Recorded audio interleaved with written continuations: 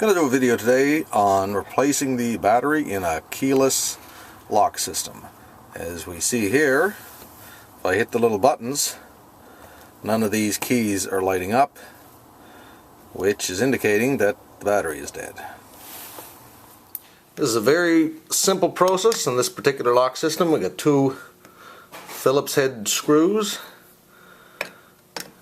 Basically put our screwdriver in them, counterclockwise, loosen them off. Another one down here, lefty loosey, counterclockwise, back those out like so.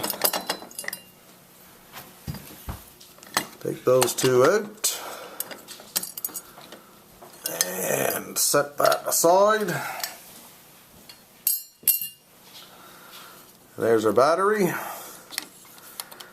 Little unit there to keep that in place. Pop that out and remove it. New battery. Pop that into place like so. Fit it into the little unit there, which keeps it in place. Take our outer unit, slide that back in. I'm going to have to turn this to line up with that.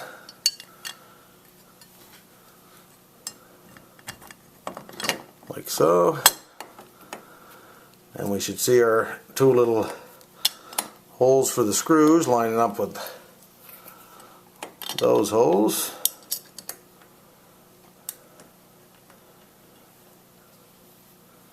I like to thread each screw into place just a couple of turns, and then turn those down. Turning clockwise, obviously, to tighten those up. And I'll just go back and forth on them until I get the two of them tightened down. Now we have our two Phillips head screws down into place. We'll go outside and try the lock. So I'm outside the door. I hit the button. The lights are flashing. It's working.